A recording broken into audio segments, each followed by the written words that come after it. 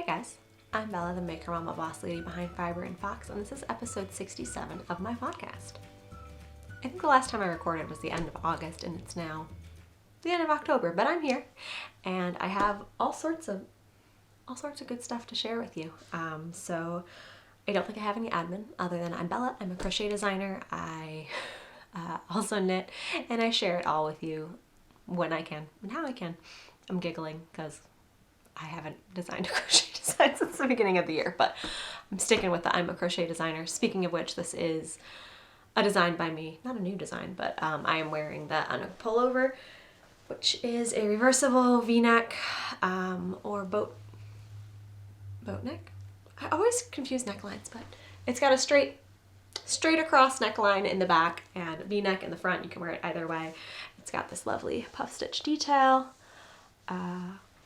Nice boxy fit, and it's fingering weight, and I think it's one of those really good make knitters jealous or knit knockoff kind of crochet designs. So that's in my Ravelry and Etsy shops, along with all the other patterns that I've previously designed, but we have a mix of knit and crochet and a little bit of sewing today as well. I've recently taken a bit of a dive into sewing, so I'm going to share all of that with you starting now. Thank you for being here, and if you're new, thanks for joining me, and if you've been here for a while and stuck around through all of it, really appreciate you guys. So let's talk what I've been up to in the last couple months. All right, I suppose we will start with finished objects as we typically do, and I thought I have this written down as a finished object, and I need to Kitchener the toe, but we're gonna count them as being a finished object. I have a finished pair of what I was calling gingerbread house socks, because they reminded me of the colors of the gingerbread cottages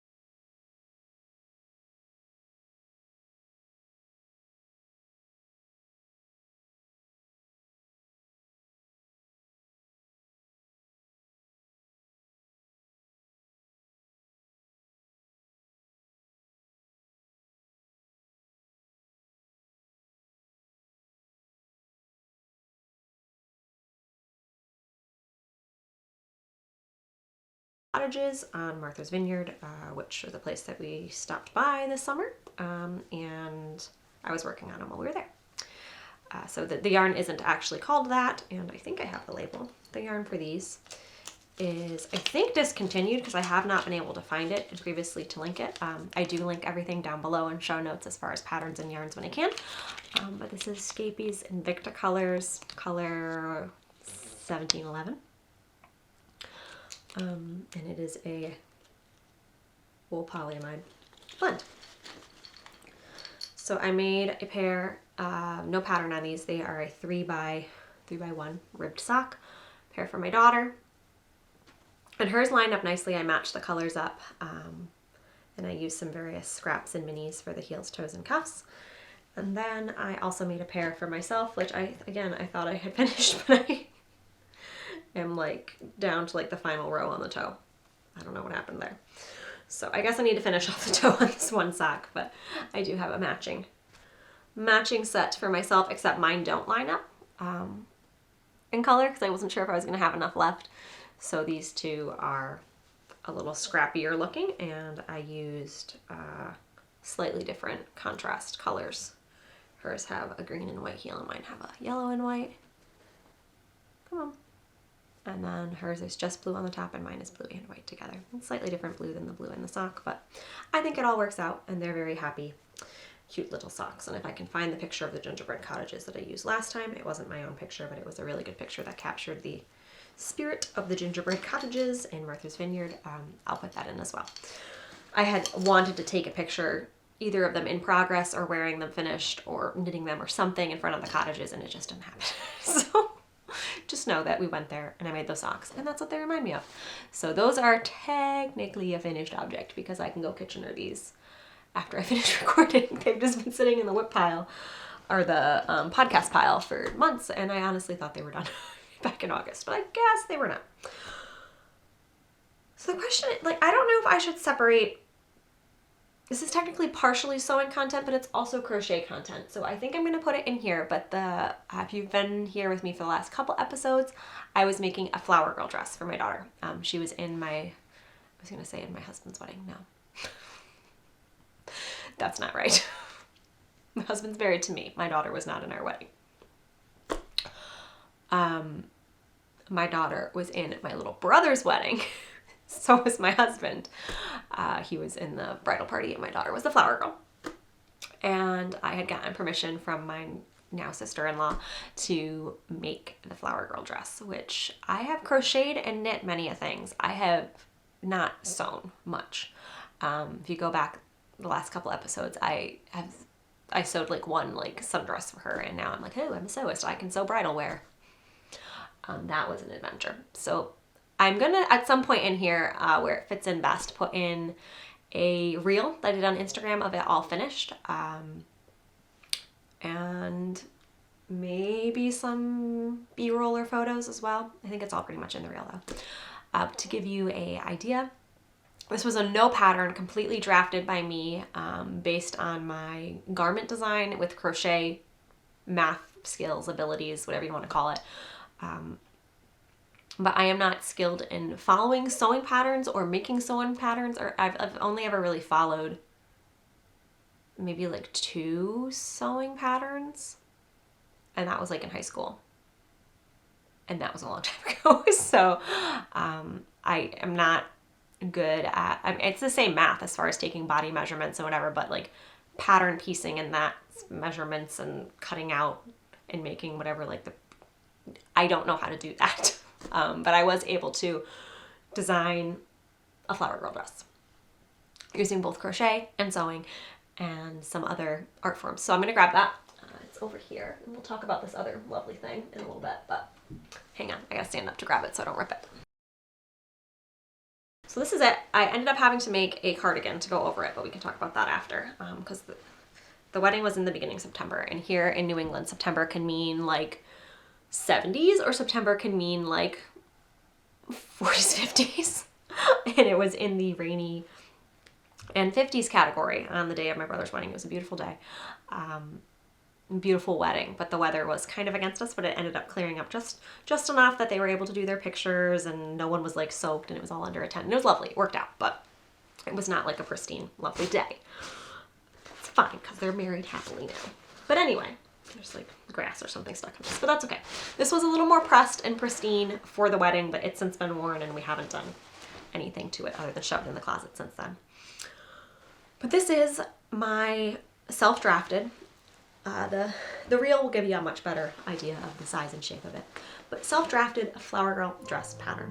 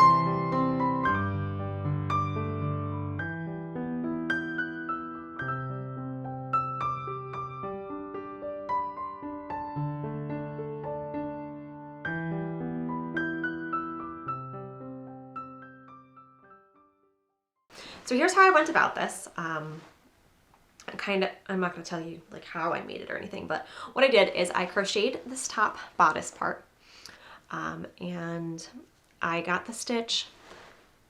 I think I mentioned it in the last podcast. I don't remember what the name of the stitch was, but it was out of one of my stitch dictionaries. I'll relink it if I linked it last time. But yeah, so I picked out a nice crochet stitch that was going to have a little bit of drape to it, but also have enough coverage. She did end up wearing a slip underneath, just so that, like a full slip, because the tulle on the skirt was very itchy. But I wanted enough coverage on the top that she was supposed to wear this just as a tank, but then we needed the cardigan afterwards. Anyway, just get that cat hair out there. So I crocheted this, and then the back has 3 little button closure, and they're vintage buttons from our button collection, which you didn't really get to see because it was underneath the cardigan, but I thought they were a sweet touch.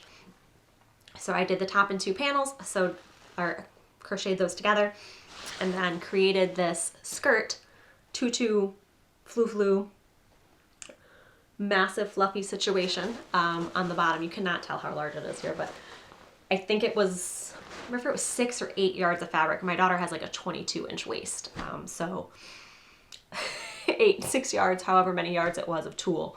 It's a lot of gathering of fabric, and it wasn't difficult math-wise to figure out how big to make it, but the like dealing with the tulle, this, I believe that's how you say it, T-U-L-L-E, tulle, I think. This fabric, this like bridal veil-y stuff, was miserable. So miserable. There's a rip here. Apparently we ripped it. I didn't even know that. I have to see if we can do something about that. But I got through the day and that was fine. But yeah, this tulle is so slippery and staticky, and like I'm not very good at laying things straight and cutting fabrics in straight lines, and even like I have a mat and a rotary cutter now, and I'm really bad at, like, you can't really iron it. I guess you can iron it on a super low setting, but like trying to get it to lay straight and line up and get like the seams and things pinned, like it was just so like slippy slidey. And I was like in here at night sewing it after my kids went to bed, and sewing is very frustrating for me. And I was exceptionally frustrated because, you know, it was later in the evening and I'm very much a morning person. So I was like in here struggling with like mounds of tulle because I have 2 layers on the top and then 4 layers underneath, I think is how I ended up doing it. But it was just so slippy slidey, and like I had to have my husband help me like fold it in half and get it lined up. And I didn't even have, like, the bottom edges are definitely janky and cut like not super great. I don't know if you can see, but you can't really tell, but like they're not pristine and clean at all. But trying to get it mostly even so I could sew it together and then gather it. And like I'm trying to have Jojo help me fold it. And he's like, is this a liquid? Is this a gas? Like what is this? So it's very difficult. Maybe somebody with much more experience would feel differently, but having only basically ever worked with like quilting cotton, I don't think I've used any like fancy fabrics. This was a challenge. And I will say I am very against like fast fashion, and something when I got married that was super important to me was that my dress was made in the USA and responsibly, not like made in a sweatshop.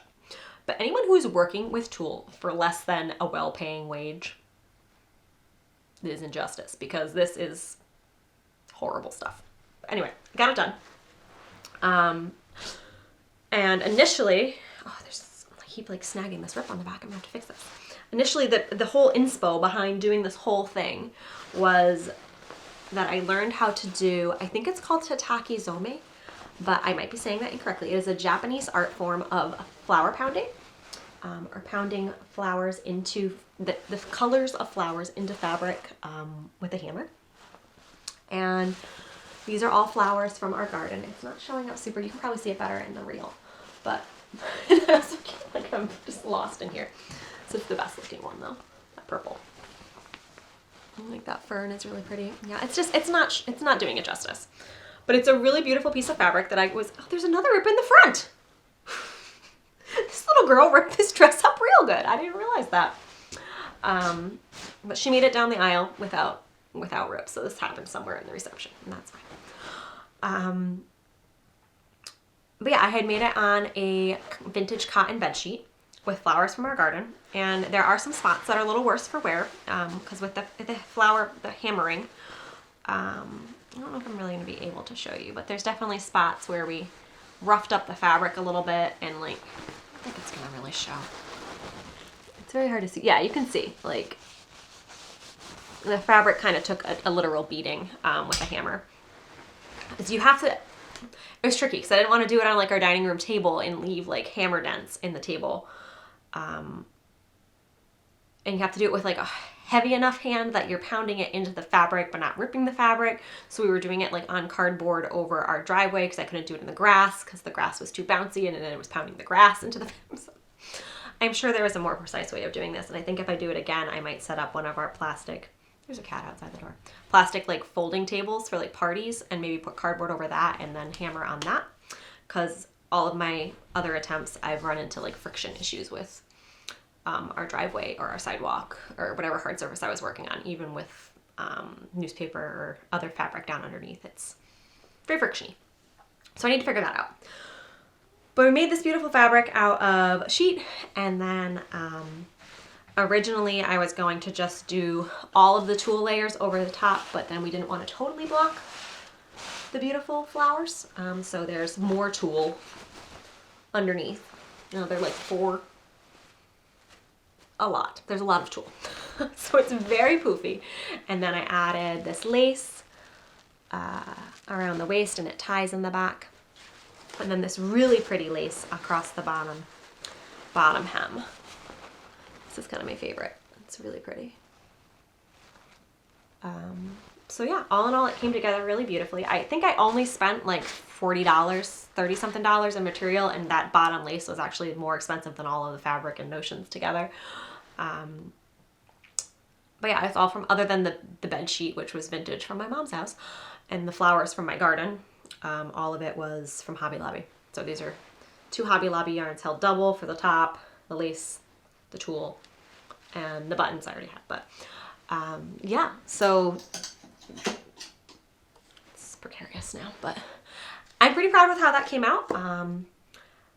I was hoping to get her to wear it again for some other fancy event, but it's a little too fancy to wear to like church, and it also doesn't fit in the car seat in the car. So we were like at the wedding location and then got changed into it, but I can't buckle her into the car wearing the dress. So if she's gonna wear it for anything else, she's gonna have to change on site, which is a little bit dramatic. So even like Christmas or Easter or something like that, I'm not gonna bring her to church and then get her changed. That's too much.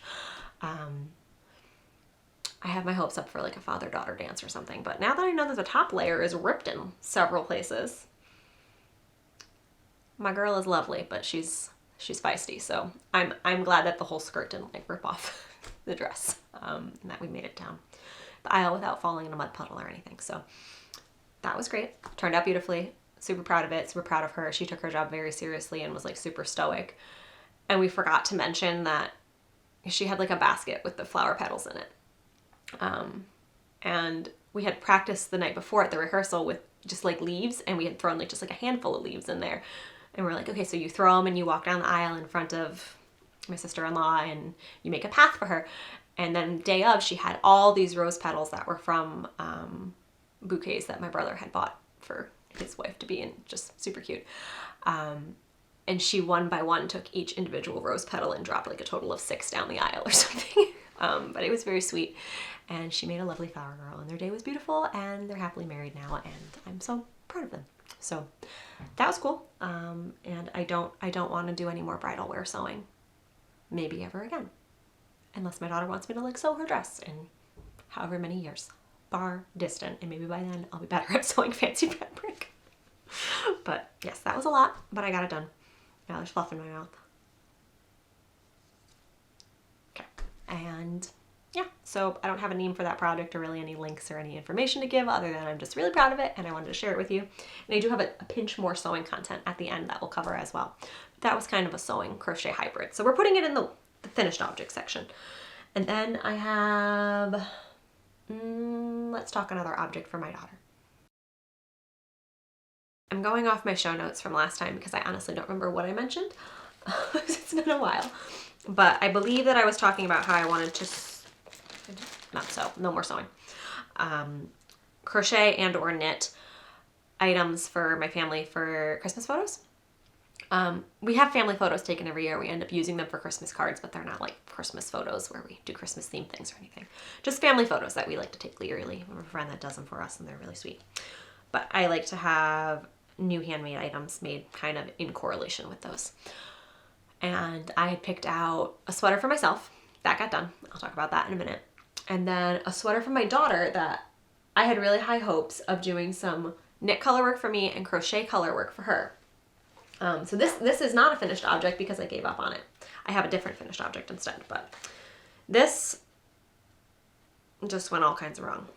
So I will find a picture of the original, but this was the quill cardigan by the Velvet Acorn, whom I love as a designer. And I think it's incredible that she usually does like a knit version and a crochet version of the pattern. They're not identical, but they're very much like sisters, not twins kind of thing. And she gives them kind of like similar names, like the feather cardigan and the quill cardigan. So like a side-by-side version.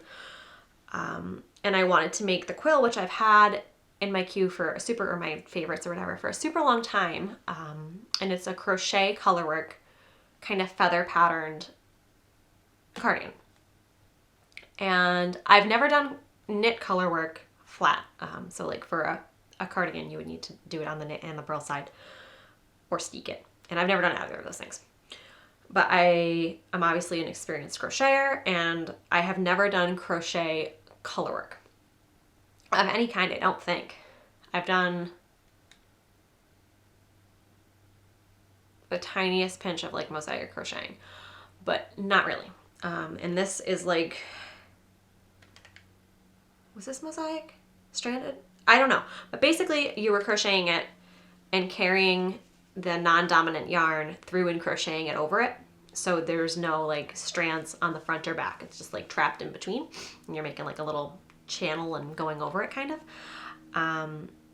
And part of what went wrong here is entirely my fault in picking the yarns. Because I picked yarns that, I love this green. Which I'm going to repurpose into something else. My daughter declared it too itchy, which was one of the reasons I gave up on it and didn't frog back with another contrast color. But I was using a Zauberball, and I forget what the colorway was, held double with a white, and it does not read like a pattern. It's like a pixelated, fuzzy, confusing mess. And I just found it incredibly frustrating. And maybe there's some secrets to crochet color work that I do not know. But when I knit color work, I hold the yarns in both hands and I'm able to do continental and English style knitting at the same time. So I'm managing the yarns pretty well. And stuff still gets tangled a little bit and whatever. But yeah, this just was very tangly. And because you're crocheting, you can't really hold it in two hands. Maybe there's some magical way that I don't know about. But yeah, trying to like switch the non-dominant and trap the other one. And I'm sure there's some better techniques I could have been using, but I was just so discouraged with the yarn choice, like because the color changed so fast throughout. And I tried it without the white, and then I frogged back and added the white, and it like either way, it just did not read well. But the main yarn is lovely, though my daughter declared it too itchy. It is Woolstock Light Fingering from Blue Sky Fibers, and the colorway on this one is Mossy Green. And I think this is lovely. Really, really lovely. I think I have five skeins of this, including what's in here, so I'd have to frog back. But I had done like a proper swatch and everything and was feeling pretty confident about how this was going to turn out. And then she shot me down and it's just the color work didn't work out. And then I was like, okay, I can crochet maybe just the quill cardigan without the color work and just do the shape of the cardigan. And I was going to hold this yarn double with a mohair, and it gave me this color, which was incredibly similar to the one that I was using for myself. And I thought that would look really nice together, but she didn't like the mohair either. She's going on a 5, so it's a little too textured for her. So that was a fail. So I have the quill cardigan pattern. I may reattempt it at some point. I think hers go from like toddler sizes up to adult, so I could even try it for myself if I wanted to. But I did not find joy in that crochet color work. And I am very much a person who is like, crochet is not lesser than knitting, and they both have their strengths. And for me, I think one of the strengths of knitting is color work and making socks. And I just don't want to do either of those things crocheted. And I've tried and probably could try more. Not writing it off forever, but yeah, this was not sparking joy, so we're gonna Marie Kondo it out of my life. What I ended up making instead was the Highland sweater, also by the Velvet Acorn. And this is one of her knit patterns. And the funny thing, besides it being a super cute sweater, my daughter, probably since like age 3, has said her favorite name is Highland, which we don't know anyone named Highland. And I'm not even sure, I wasn't sure even until seeing the sweater that Highland was even a name. Maybe it is, I'm sure somewhere it's a name. But anytime she's playing dolls, she like always names the doll Highland. So I saw the sweater and it was super cute and would work well for what I needed it to, and it was called the Highland sweater. So I was like, oh, that's perfect. And she said she's going to save it for her children. So how adorable is that? So instead I made the Highland sweater. This needs a good steam blocking because this is an acrylic based yarn, but I'll tell you about the yarn in a second. The buttons, we're going to talk about the buttons, but this is the Highland. It's got, I did some modifications. So I'll put in a picture of the original. It is a stockinette cardigan with this little peplum-y ruffle bottom. I believe the original cuffs were just a garter cuff and they weren't ruffly. And the original button band is a garter button band, and I subbed in. I learned how to double knit. I made a double knit button band sort of kind of well. Like that's, we're going to clean that up a little. And I definitely have some issues where I changed the gauge. I started out on a larger needle to match the ruffle, which is done on a larger needle at the bottom, and then I forgot to switch to the ruffle larger needle double knit whatever change that I did before. So this side of the button band is shorter, but it's the side that goes underneath, so it's not too devastating, and because of the ruffle it kind of camouflages it, and I'm hoping I can stretch it a little bit when I block it. But this is the Highland. I don't think I made any other major changes. I think I made the size 5-6 or something, 6-ish size range. And I learned how to double knit, and I watched some tutorials, a whole bunch across many different people's channels, and I think it came out pretty well. So it's this nice thick, it's done with like slip stitches, double knit button band. I definitely could have picked up more stitches around the neck. It's a little snug around the back, but it's all right. And I would like to crochet or do an I-cord around the bottom because this bit tends to want to flip up. So I need to do that before next week when we do the pictures. But yes, I need some opinions on this. I like how the sweater itself turned out. It's cute. And she's got like a little mustard yellow romper that she's going to wear it with, and it's going to be super sweet. But the buttons, I originally had these yellow buttons in mind. These are by Flatland Alpacas or Fiber in Mud. She's a local to me artist who does a lot of indigo dyeing, but she also does a bit of ceramic buttonry on the side. And I had 6 of these buttons. I still have 6 of these buttons, and you can see they're a thick, this is why I wanted to do the double knit button band, because these are a heavy ceramic button, and they're like a buttery yellow with like a hint of like blue. It almost looks like sponge painting or something. I don't know how she got the glaze like that, but it's got a bit of blue in it. And I love them on their own. I got them last year and didn't have a project in mind, but I thought they would go with this because she's going to be wearing yellow, more of like a mustard yellow. But either way, I thought the red and yellow would be nice together, but it has such a like clownish or like a Madeline or something vibe to it. It really bothers me. And I have 2 more, so I could do 6 all the way down. And I did make the buttonholes to accommodate that. If I don't do 6 buttons, I'm going to just sew them up and pretend they're not there. But I don't like these buttons on here. I'm going to keep them because I do like them. And now I know how to double knit button bands, so I can put them on something. But I don't think this is right. So I have a couple other button options I need to ask you about. I should tell you what the yarn is, but I guess we've committed to talking buttons now. So let's talk buttons about the Highland cardigan. So we have the yellow ceramic. Sorry for the crinkling. But I went on a raid of what is my mother's / mine's button collection. How's the best way to show you this? Hang on, let me put these on my lap. Don't want to lose any of them because I need all of them. Okay. So the vote of my daughter and my mother and the grandmothers of the internet so far has been these very bejeweled. These are my least favorite. I have four of these. These are just too glamorous for me. But my daughter thinks they look like jewels, and my mom loves fabulousness. And like I put up a story and all of the other grandmothers were like, oh yes, if your daughter wants those are the right ones then. Which I love my daughter and I want her to be happy, but I do not like these buttons. So these are like a plastic, shiny, bedazzled thing. So we have those. And then we have these red ones, which blend very well with this incredibly red sweater. These oh, don't lose you. Don't lose it. Baby's leeching. We need you. I have 6 of these, so I could do 6 or 4. I don't know. I don't know if I like the red on red. I like how well they match, and they have this nice like sunburst thing going on. But I don't know if I like them.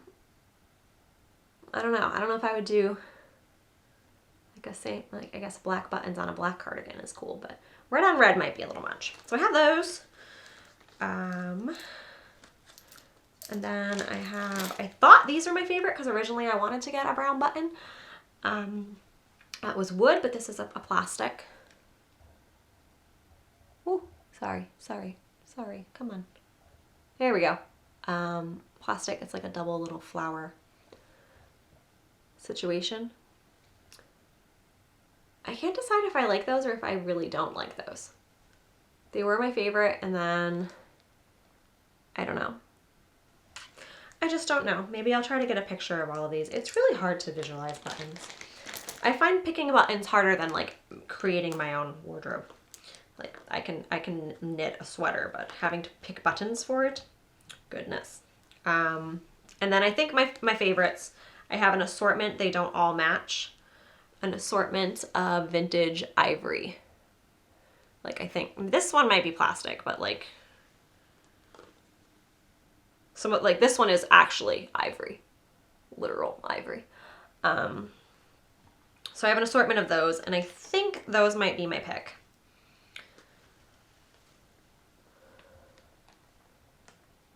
It's very hard to visualize, right? Especially now that I have the yellow ones, by the way, aren't sewn on. I just tied them on, so it's not a big deal to take them off. I just tied them because I was trying to get a real visual on how they would look. I don't know if any of that helped you visualize, but if you have opinions, I would love to know them before next week. So hopefully I get this podcast up this week, because otherwise that was all for naught. But those are my button choices. The yellow ones definitely have to go. But that is my Highland sweater. And it was a very delightful, easy raglan. I might even make one for myself since I have the pattern without all the ruffling. Just a nice basic Mr. Rogers-esque sweater. And the yarn that I used for this was given to me. Oh, I never talked about, I'm sorry. We got to come back to this. The yarn that I used for this one was given to me by my neighbor who was going through her mom's yarn collection. I believe she said her mom had at some point belonged to a like prayer shawl making thing at her church or something. So I think this is a far long ago discontinued. I haven't looked it up, but it's an old label. Patents Promise. And it is 70% acrylic, 30% nylon. It's, I believe, a worsted weight. Doesn't even have that info on here. That's how old it is. And made in Canada. And it's the color, whatever that says. But it has a very mohair, that red is so much, I'm sorry. If you can see, yeah, like a mohair-esque halo to it, but it's not as scratchy. It definitely has an acrylic feel, but for my daughter, I think she would prefer this. And she has a cardigan from, I think, Gap or something that's in like an ivory color that's a very similar, fluffy acrylic feel to it. I don't know if she's going to like this one bit against the back of her neck. Even though it's acrylic, she's pretty sensitive. So I may have to like line this with some kind of ribbon or something. But yeah, that's that. I really like Heidi's patterns. I just, that crochet one, I don't know. I think it was just the way the pattern, like the yarn that I chose in combination with how tall, because it was half double crochets, I think. So maybe a single crochet would be a tighter neater, or like even that like slip stitchy kind of crochet thing. I don't know. Just didn't work out for me, but I really like the Highland sweater. So that was good. And then my other cardigan that I forgot to show when we were talking about the Flower Girl dress that I had to make last minute to go with the Flower Girl dress when we looked at the forecast. I made this in like 3 days before the wedding. This is a version of the lace cardigan by Mon Petit Violon, which I have made countless amounts of times. This is probably my most made object other than the patterns of my own that I did for like markets, because I've made hundreds of like pom-pom hats. But yeah, as far as patterns I was making for myself or family or friends, whatever, this is my most gifted pattern too, because I always make it for baby showers. But I did some modifications. I added some ruffly bits. Again, this was looking better day of the wedding. Some ruffly bits along the bottom in the sleeve. But it's a sweet circular yoke cardigan. This was the yarn from the Flower Girl dress, and then I ran out and had to use another more cream colored one. I don't think you can see the color difference between the white and the arm. But it kind of worked out because the Flower Girl dress was actually like that, where the top was kind of a brighter white and then the flower skirt underneath was kind of a more yellowy white. So that worked out. And then we added another really pretty vintage button that I only had one of. And that worked out good, so she wasn't freezing day of. And we had originally had like white sandals to go with the dress, with the tank top and all these like summery vibes, end of summer. And she ended up wearing combat boots or like Doc Marten kind of boots because it was so muddy out. And it was that or the Paw Patrol boots. So the black boots over the blue dog rain boots seemed like a better choice. But it was really cute, all in all. So that was all of my finished daughter projects. Yes? Yes. All right, let's talk my finished photo shoot sweater. This is beautiful. Absolutely beautiful. Not to toot my own horn, like I'm tooting this pattern's horn, because I wouldn't normally keep it on a hanger like this. I just wanted it in the background. It's gonna make little loops out of the shoulder, but I was taking pictures and I wanted it in the background. But this is, I believe, the Solvi by Knit Love Wool, Jennifer Steingast. And I am not usually one for a colorwork yoke. I'm not usually one for a yoke fit. And I haven't done a ton, but in my previous experience, just on my body type, the bust to arm ratio, the arms always end up really big in order to accommodate my bust, and I don't want to do all the math to switch around the placement of the stitches on the colorwork and the charts and the sleeve fit and whatever. So previously, like, I've ended up with really big sleeves and kind of a deep yoke that makes me feel like I have weird wings or something, and it like rides up weird. So yes, haven't loved a yoke fit, but this fits so nice and it's so lovely, and I didn't mess up the color work at all, and it's so crisp and so beautiful, and everything that I wanted that crochet color work to be, this knit color work is. And I'm not sure if they're feathers or leaves or both, but I love it. I absolutely love it. I will have to get some B-roll tomorrow of me wearing it. But I guess I could pop it on for you quick here. Hang on 1 second. Like, come on. It's so lovely. It has a little bit of like extras because it's a yoke, and it's a fairly deep yoke, and the pattern did have some options for if you wanted to omit, I think, this last chunk down here or something, or shorten there was something about shortening the yoke if you didn't want it as deep. But I wanted the full drama, all these flowery, leafy, feathery bits. But yeah, I think it fits really well. I could have maybe done cast on less stitches under the arm, because I think I added like 12 stitches or something to pattern.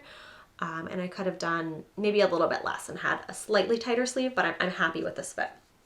This is comfortable for layering and whatnot. And I think the only other modification that I did on this is I did twisted rib on the ribbing, and the neckline, I think the pattern has an option for a 2x2 rib. Maybe it was 1x1, but the original in the pattern photos is just like a rolled stockinette neckline, which I didn't like. So I originally made this kind of a long ribbing because I was planning on tacking it thusly, but I kind of actually like this slightly longer. I think it's kind of dramatic. I don't know. I'm sorry, I'm just looking at myself in the viewfinder because this is so beautiful. Is it called the viewfinder? No, it's not. In the screen. But I love it. I love it so much, and I'm so proud of how well it turned out. And I did all the proper swatching and everything, and the fit is great. I believe I made the 4th or 5th size in the pattern. I think it's about a 43-inch bust or something finished. I haven't actually measured how it came out, but it fits really well. The only thing I might change is I did the hemline. I like where it hits, but I did it on a larger needle size because typically my twisted rib pulls in. But blocked out. This kind of flares a little bit, but I don't think you can really tell when I'm wearing it.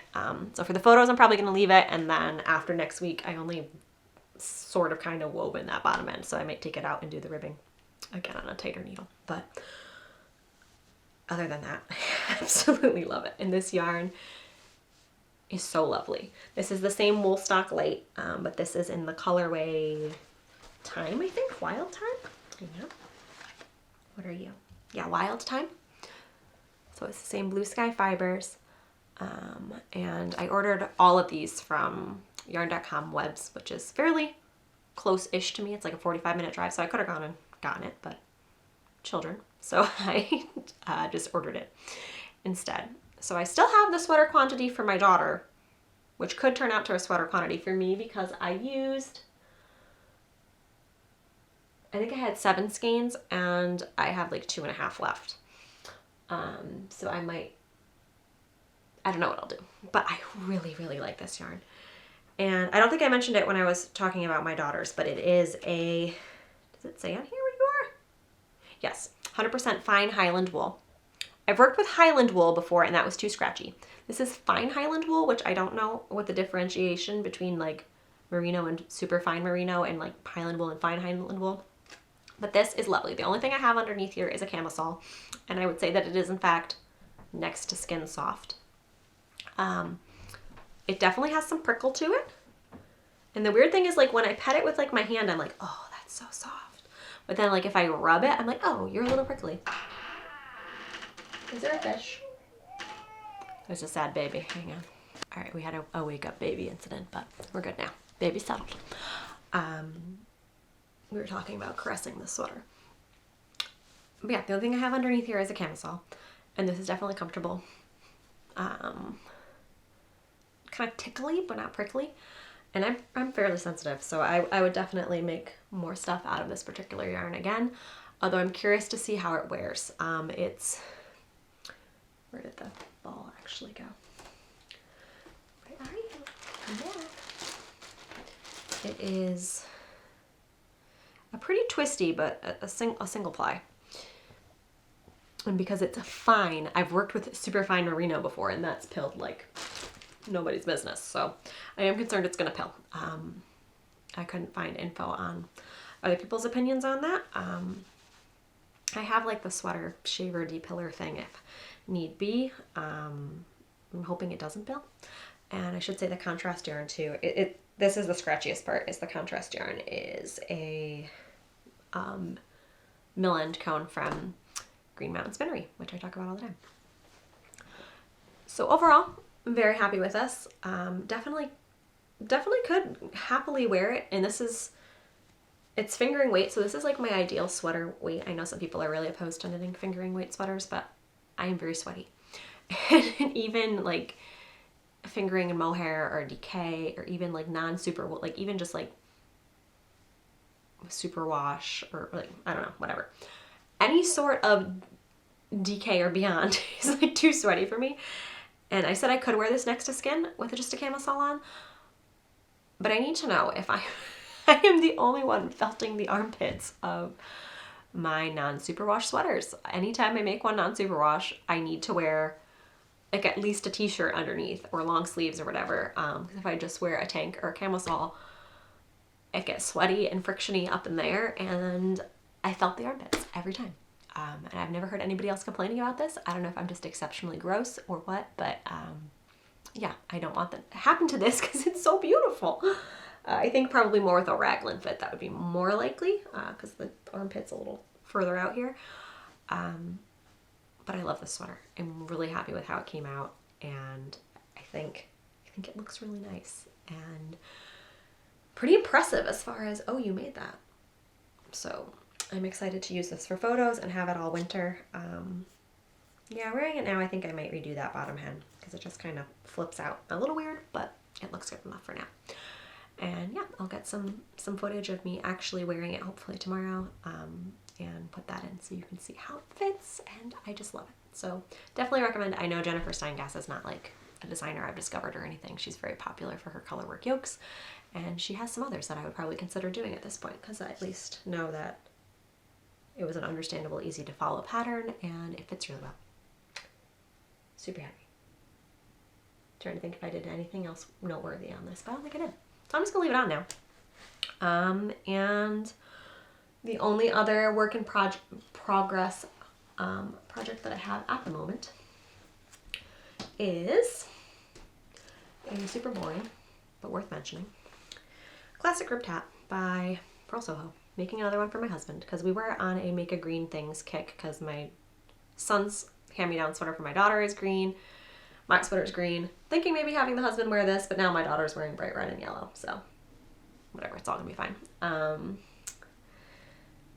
But yeah, I was making this thinking that he needed a handmade item. So this is a Fiber for the People yarn that I actually got on D-Stash, so slightly cheaper. I got D-Stash off of Etsy in the colorway Endor on an 85-15 superwash nylon base, and it's DK weight.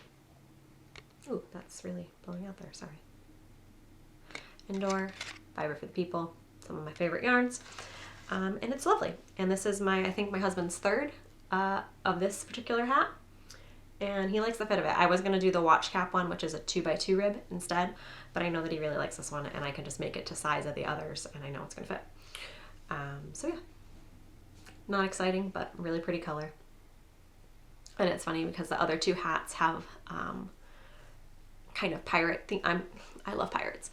Kind of pirate thing. Like I think the other colorway was like a cannonball or cannon smoke or something, and Black Pearl is another one that I did for him in different yarn companies.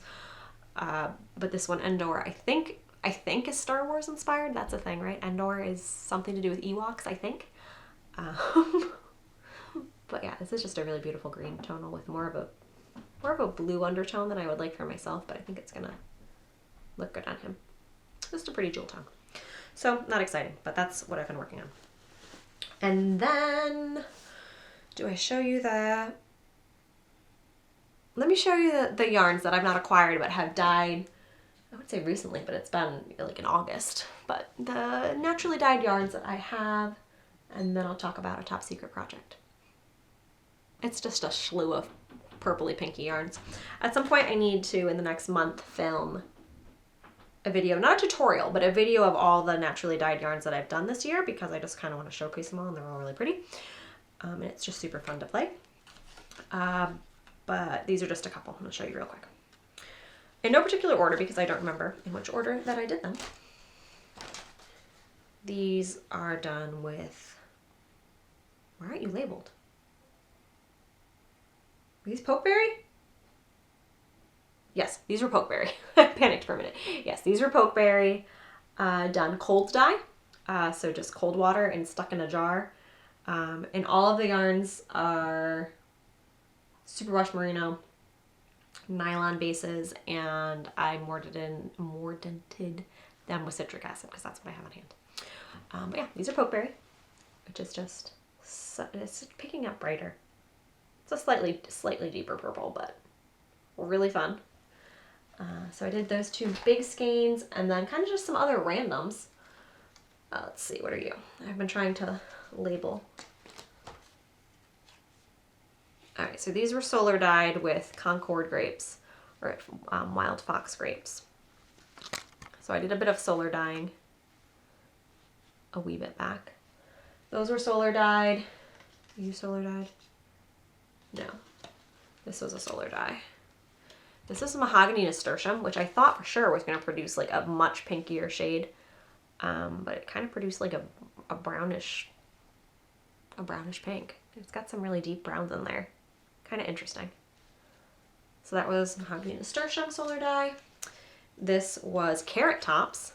With the stove top, I was able to get like a kind of a key lime pie kind of green on stove top, but I got a light yellow with the carrot tops from my own garden with the solar dye. Sorry, card was full. I was saying the Rose of Sharon starts out like a lavendery, not lavendery, but like a periwinkly kind of purple, kind of more like this but brighter, and then it always fades, so almost off-white beige. But I have a lot of Rose of Sharon bushes in my yard, so that was cool. And then these were just a pleasant surprise. This one, I believe, was silky dogwood berries that we found on a walk with my daughter, and they were like bright blue. And I knew they weren't going to produce blue because that, like, you need indigo to get. But they were a very deep blue, and I thought they would maybe produce something purpley like pokeberry does, but they did this kind of mauve pink. And then these were my favorite find of the year, and I had meant to go back and get more, but it just never happened. Arrowwood viburnum berries, which were kind of purpley, and they made this beautiful like winey color. And this was stovetop, by the way. These weren't solar dyed. But I would love to go back and next year try some more. So yeah, they're super pretty, and that's kind of what I've been up to recently. But I need to do a whole roundup video because I have dyed naturally so many things this year, and yeah, kind of have a project in mind for that. I would like to make, I think when it comes out, we'll have to see, but I kind of was going through her tester call just to see the details on it, if I could make it, because it's DK and she's holding yarns double, but Rebecca of the Crayabaya is releasing an Advent skein sort of stripy cardigan boxy thing, and I think I might like to make that, but I have a whole rainbow of naturally dyed yarn set aside for myself, and yeah, I'm not doing it as a business, but it's super fun to play with things that I've grown and from our yard and from our walks, and it's just, it amazes me how much color God has hidden in creation. Like, obviously there's the colors that you can see, but when you take like a, I don't know, like a carrot top and it produces yellow, or the like really deep purple pokeberries produce like hot pink, or I don't know, just it's really surprising and fun to see what kind of colors you can get and then like modify. It's so fun. So I really enjoy doing that. So those are the yarns that I've acquired.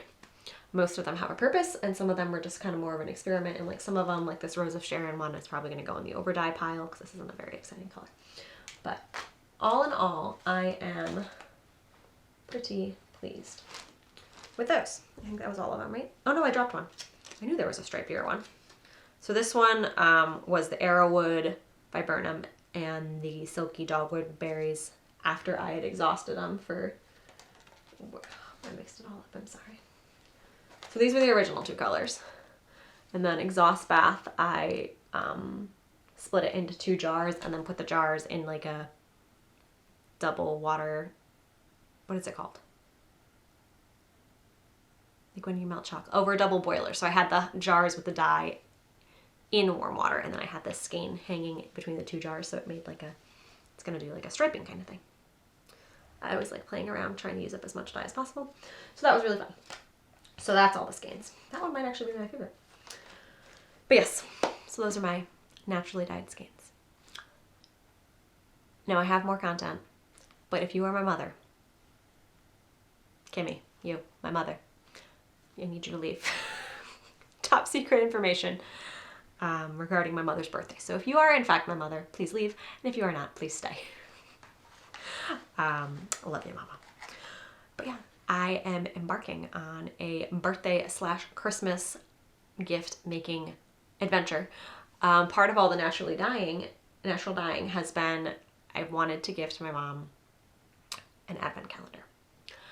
And I had gone back and forth on if I was going to let my daughter dye it all with like food dye, or do it all natural dye, or do like 12 skeins and 12 skeins, half and half, or all 24 from me, or do 12 and then like goodies. I think what I've settled on, partially because I want a lot of the skeins for myself and I really like them. And I ran out of minis at this point. But I had gotten a bunch on sale last year, so I had a surplus. But yeah, what I think I'm going to do is I have 12 skeins set aside. I'll show you another time in a different video. 12 ones that I think my mom would like that I've set aside, and then some stitch markers and pom-poms and other things that I've made to add up to 24 days. But what I'm doing is I not only am dyeing the yarn, making the stitch markers, making the pom-poms, why not be totally over the top and make the little baggies too? So I decided I was going to sew drawstring bags for the entire advent calendar. And then I still need to come up with some way to make tags. I was going to have my different sister-in-law with Cricut, make me iron on stickers, but I think I might actually have my daughter make me some kind of little hangy tag thing and like watercolor paint them or something. My mom's birthday has been mid-November, so I'm giving it to her for her birthday, but it's going to be an advent calendar for Christmas. So yes. So I've been sewing little tiny drawstring bags. And as it turns out, little tiny drawstring bags are a pain in the rump. And very repetitive when you have to make 24 of them. I think I have like 11 or something. How many do I have here? 1, 2, 3, 4, 5, 6, 7, 8, 9, 10. I have 10 made and then 4 or so over there that just need some finishing and are like 3/4 of the way done. Anyway, I will link the tutorial down below that I am following for making these little sewn drawstring bags. So I will pop a little mini skein in, each one, and then I'm doing slightly smaller ones for the days where there's going to be stitch markers because these bags would be excessively large. I will fit them in there better than that. But yeah, messed up the drawstring. There's some threads I need to clip in there that are getting tangled. Maybe this was a bad example one.